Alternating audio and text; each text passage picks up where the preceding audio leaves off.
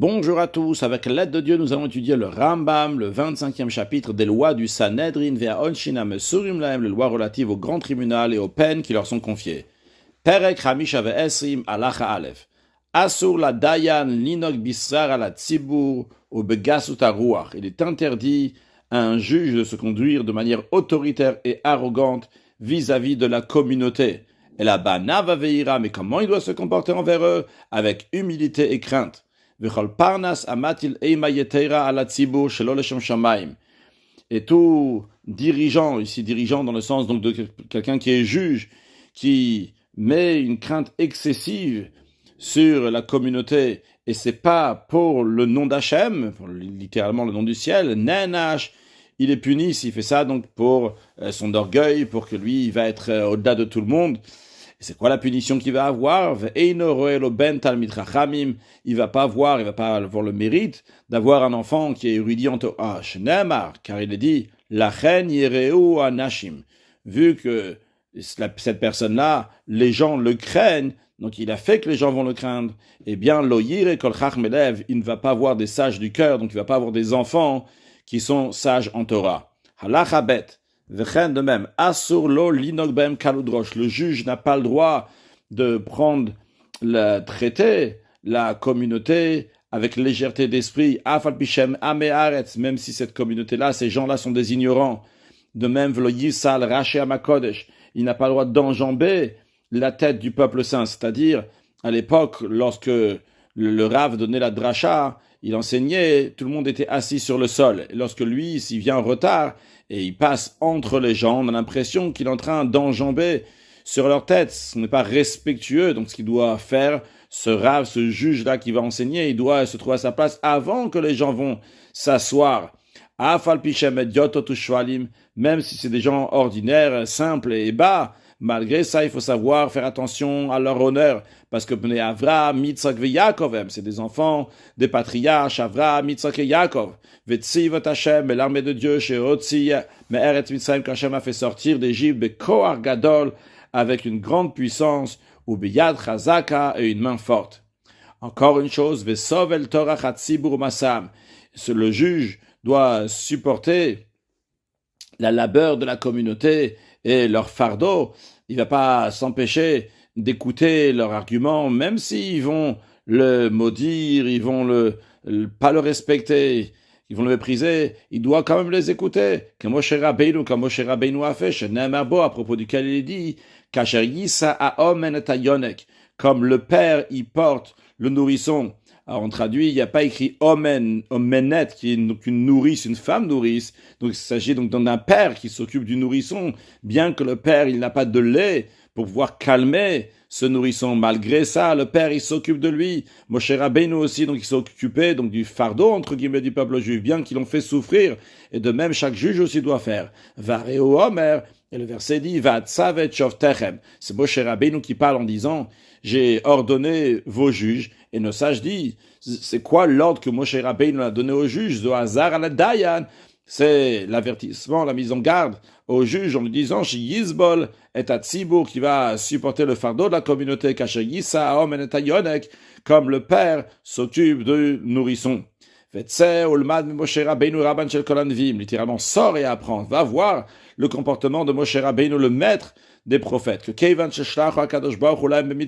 le Saint béni soit-il l'a envoyé pour le peuple juif en Égypte. Neymar, il est dit, Israël, que Dieu a ordonné Moshe et Aaron à propos du peuple juif. C'est quoi qu'il leur a ordonné? Amru Pia Kabbalah. Bien, ça a été dit de génération en génération jusqu'à Moshe Rabbeinu que l'explication de ce tzivouï, de cet ordre que Dieu il a donné à Moshe et Aaron à propos du peuple juif. Chez Amar Lahem le Moshe ou Aaron. Dieu il a dit à Moshe et Aaron, Almenat sheyumekalim etrem vesolklim etrem bavanim. Sachez que vous allez accepter cette charge-là du peuple juif en connaissance de cause, au prix même s'ils vont vous maudire et vous lapider avec des pierres. Halacha Gimel. De la même manière que le juge, il a le devoir des midazot, donc de ce comportement-là, de se comporter avec respect envers la communauté. Car de même, la communauté a le devoir de donner honneur au juge Neymar, parce qu'il dit va tsavé etrem. Alors Moshe Rabbeinu nous parle au peuple juif, il dit je vous ai ordonné. Et là, sages ont expliqué c'est quoi ce tzivou, c'est quoi cet ordre que Moshe Rabbeinu nous a donné. Zohazar al tzivou, c'est un avertissement, une mise en garde pour la communauté. Que la crainte du juge va être sur eux. C'est la raison pour laquelle, vu que la communauté doit respecter le juge, il faut aussi que le juge se fasse respecter à leurs yeux. Dans quel sens? Que Vloïd Baz Bifnem, qui va pas se rabaisser devant eux. Il ne veut pas se comporter avec légèreté d'esprit, comme on va expliquer dans Halacha Dalet, que lorsque quelqu'un il devient nommé dirigeant de la communauté, il n'a pas le droit de faire un travail devant 3 personnes, qui est des Sholoïd Baz et Bifnem, pour pas qu'il va se rabaisser devant eux. Imam Lacha Berabim Asura, alors si déjà c'est interdit qu'il va travailler devant un rabbi, devant un public, donc devant 3 personnes, c'est interdit, bien que c'est pas un si grand mépris, un si grand rabaissement, à Kalvachom, mais rappelez votre raison, que l'echol de manger, de boire et de s'enivrer devant un public, même si c'est un repas de mitzvah, et même si tous ceux qui sont assis là-bas c'est des érudits en Torah, c'est sûr que c'est interdit. De même c'est interdit pour lui, ou bikneset amearetz, dans une réunion d'ignorants, même si cette réunion-là, donc c'est pour une mitzvah, même s'il s'enivre pas là-bas. De même, bisoudat mereim, de même lorsqu'il s'agit donc d'un repas amical, ça aussi c'est interdit. En autre mot, il a le droit de s'associer à un repas uniquement si c'est un repas de mitzvah, de 2, tous ceux qui sont là-bas, c'est des érudits en Torah, et troisièmement, c'est même ça, c'est à condition qu'il ne va pas s'enivrer.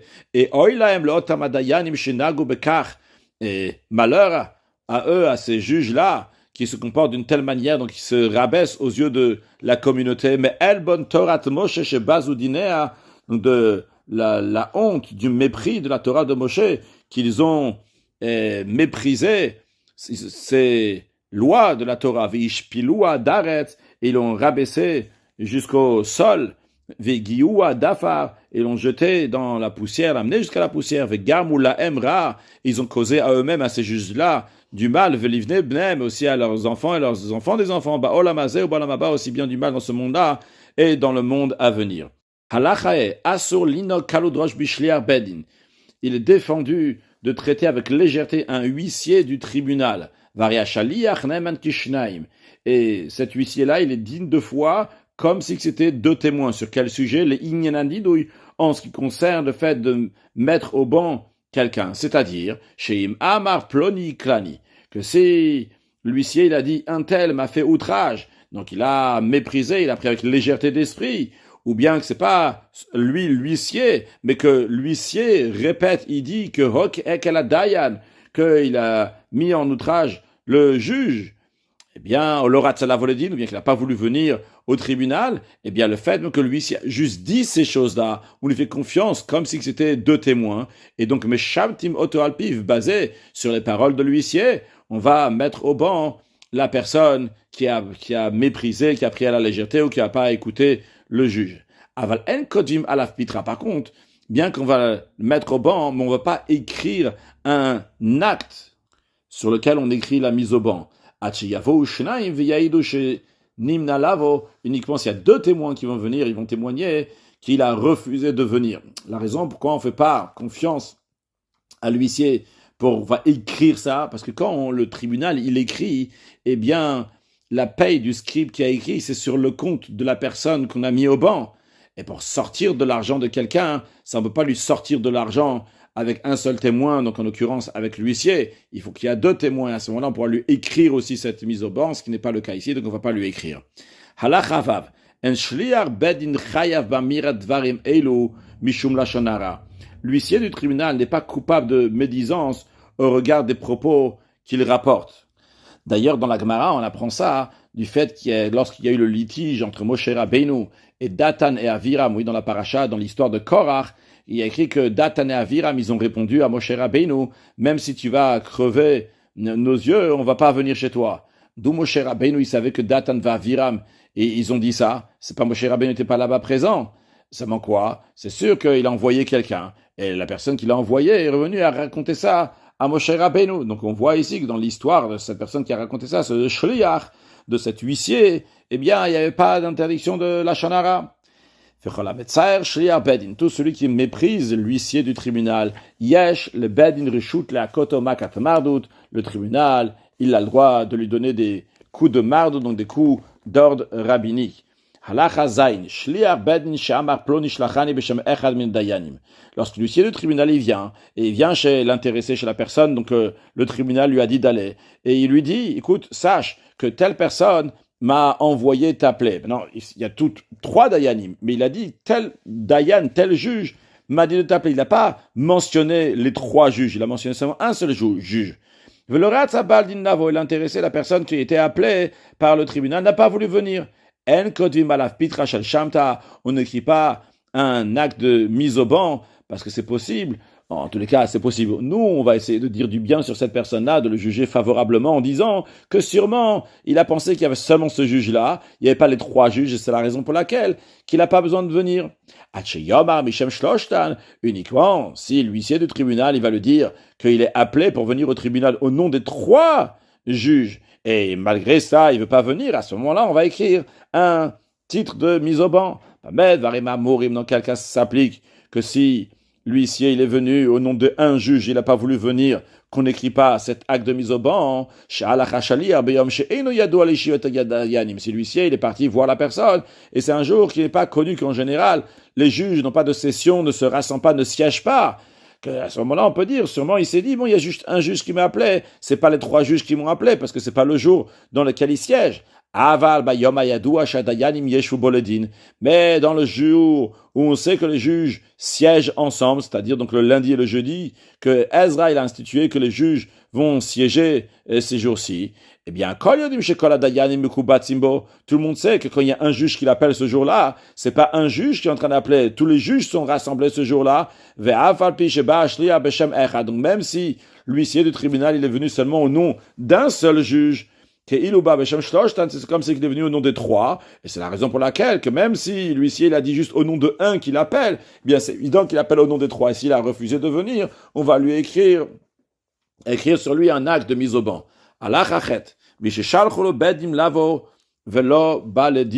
Celui que le tribunal l'a appelé pour venir au tribunal, et il n'est pas venu, mais Nadine Otto, on le met au banc, et on écrit un acte de mise au banc. Et c'est lui qui va devoir payer le salaire du scribe qui a écrit cette mise au banc sur l'acte. Et lorsqu'il va venir au tribunal, Korina Pitra, à ce moment-là, on va déchirer cet acte de mise au banc, mais tant qu'il n'est pas venu au tribunal, même s'il dit qu'il va venir, on ne le déchire pas tant qu'il n'est pas venu concrètement, parce que c'est un mépris qu'il n'est pas venu au tribunal.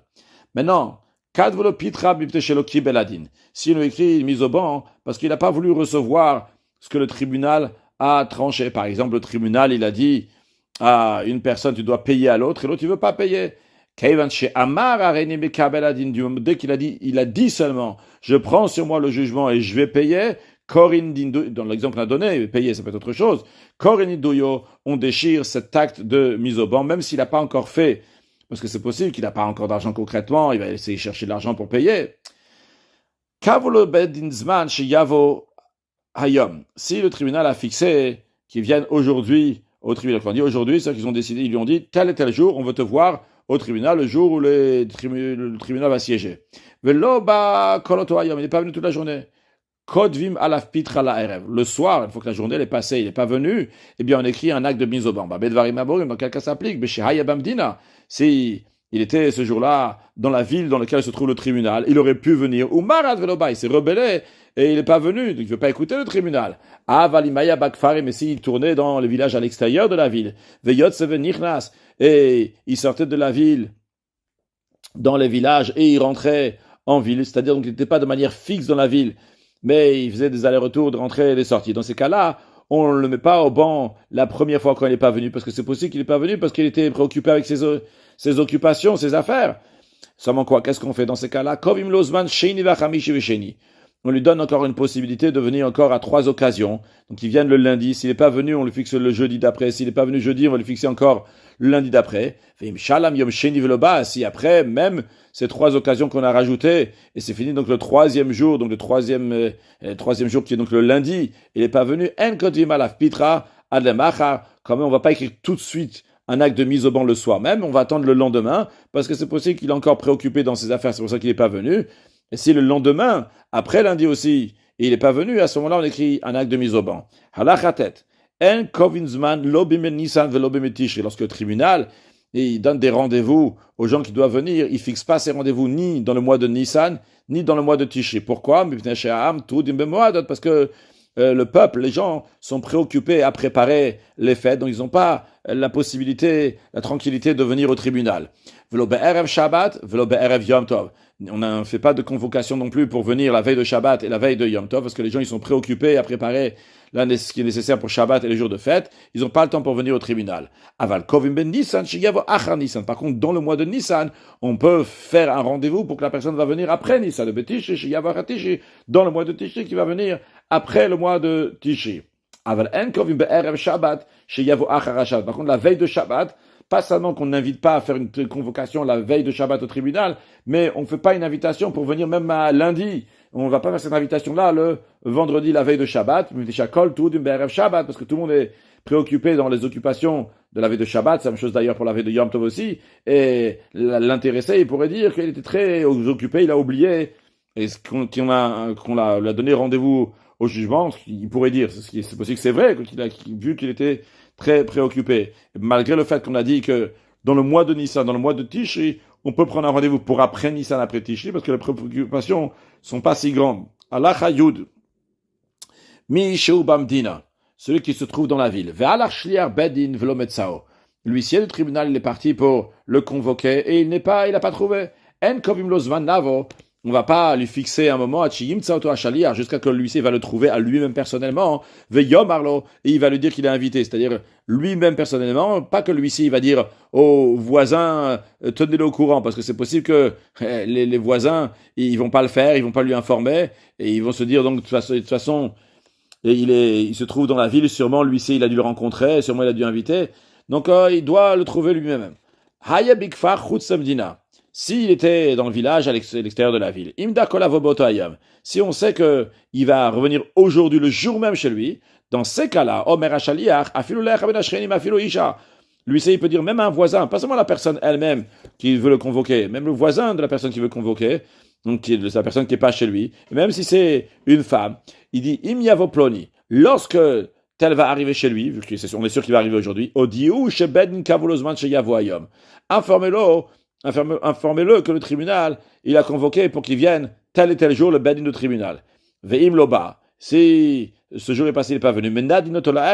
On va mettre au banc, donc le soir qu'il n'est pas venu, parce qu'on compte sur le fait que les voisins ont bien transmis le message, même si c'est une femme, on dit qu'ils ont fait leur mission, ils l'ont convoqué. Dans quel cas ça applique que l'huissier, il peut informer aux voisins que la personne est convoquée, qu'on compte sur les voisins,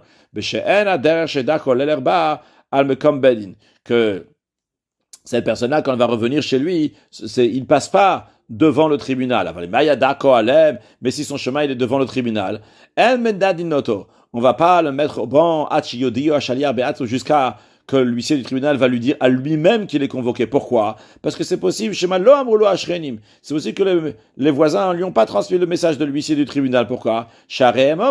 Parce qu'ils se disent, il passe devant le tribunal. Donc sûrement, il est passé là-bas, il a entendu qu'il a été convoqué. Il est déjà parti chez eux, Veniftar, et ça y est, il a quitté, il a fini l'affaire. Si concrètement, s'il n'a pas l'habitude de revenir le jour même, on passe s'appuyer sur les voisins. Parce que peut-être les voisins, ils ont oublié, et ils lui ont pas dit. C'est la raison pour laquelle on ne met pas au banc s'il n'est pas venu tel et tel jour. Et il faut que le shaliach du tribunal, l'huissier du tribunal lui-même, va dire à cette personne qui le convoquait.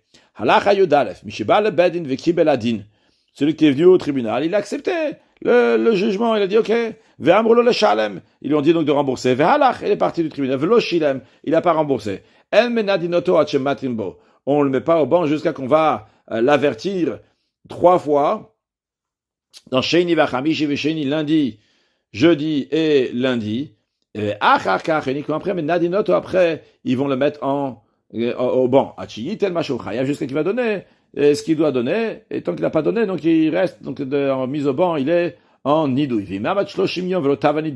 Si on passait 30 jours, il n'a pas demandé qu'on va lui enlever cette mise au banc. Dans ces cas-là, machimoto, on le met en cherem, donc c'est une manière de bannir qui est encore plus forte que le nidouille.